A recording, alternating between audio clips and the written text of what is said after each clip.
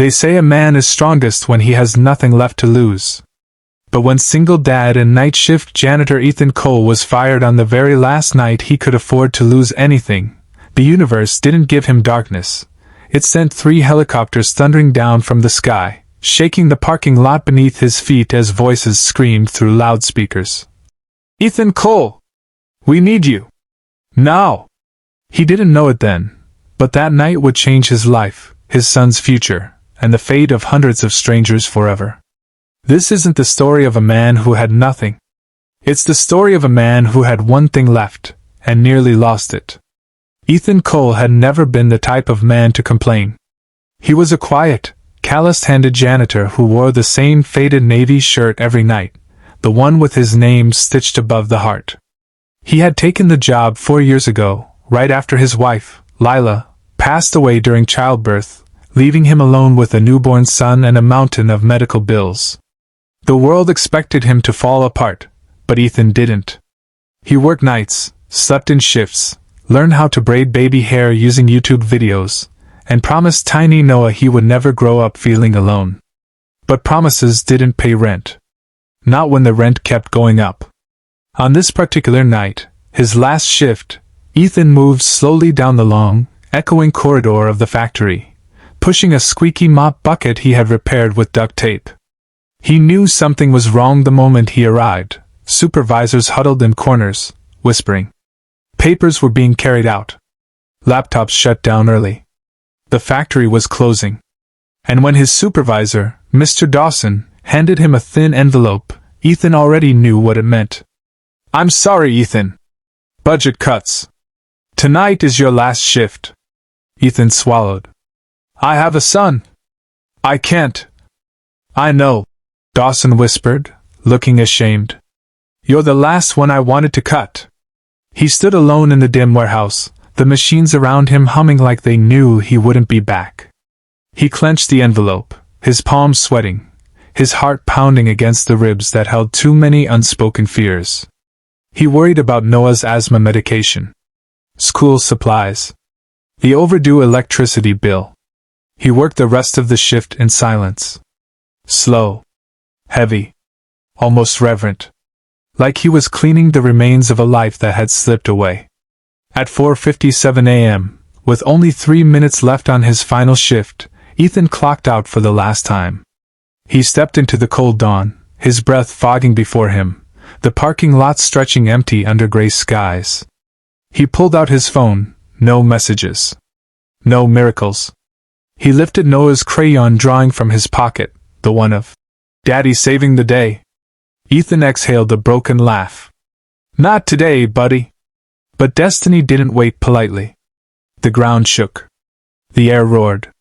And 3 enormous helicopters burst through the morning fog, floodlights blasting the parking lot like a scene from a movie. Ethan froze as armed men leaned out the side, shouting through megaphones. "Ethan Cole! We need you immediately!"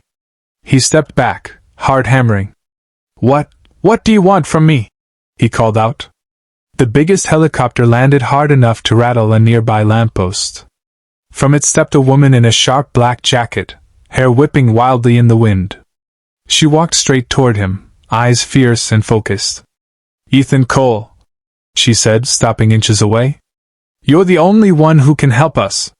And before he could decide whether to run or wake up from this apparent dream, she added words that turned his world upside down. "Your son's life depends on it." Everyone thought Ethan Cole was just a janitor. But the world was about to learn the truth. He was much, much more. Ethan's breath caught. "My son! Noah? What happened? Where is he?" The woman raised her hands in a calming gesture, though her eyes stayed razor-sharp. "He's safe, for now. But he's in danger because of something you've been hiding." Ethan blinked. "Hiding? I'm a janitor." She stepped closer. "No. Your former military communications, top-tier decoding specialist. You walked away after your wife died. We lost you, but now we need you back." Ethan flinched as if punched. He'd buried that past. Burying it was how he survived. How he kept Noah safe. "What does this have to do with my son?" The woman nodded to the helicopter. An encrypted broadcast went out tonight, a signal only you'd recognize. It came from people who should be dead. And they named one target, Noah Cole, your son. Ethan felt the world narrow, his breath disappear. No, that's impossible. He's just a child. He's leverage, she said softly. Against you. Ethan stared at the ground, memories he'd forced down for years rising like ghosts from the dust. Codes. Missions. Secrets that never should have been exposed. But then, another sound broke through. A soft, sleepy voice. Daddy? Ethan spun toward the helicopter. There, bundled in a blanket, tiny eyes half open, sat Noah, alive. Safe. Reaching out. Ethan ran to him, swept him into his arms, holding him like the universe itself would shatter if he let go. You okay, buddy? You okay? Noah nodded against his neck. They said you're a hero? Ethan choked. No. I'm just your dad. No, the woman said from behind him. You're the only man who can stop what's coming. Ethan turned slowly. And if I refuse? She met his gaze steadily. Then hundreds of families could lose everything. Just like you almost did. Ethan looked down at Noah, his whole world wrapped in small arms. He thought of the factory, the pink slip, the years of hiding, pretending to be smaller than he was so no one could take what he loved again. Maybe some men run from their past. But some rise because of it. Ethan exhaled, steady and resolute.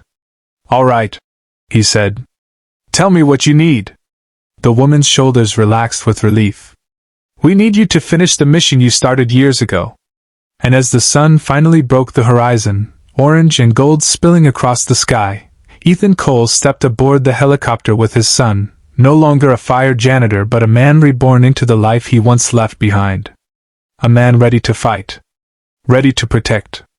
Ready to save lives. Because for the first time in years, the world needed him again.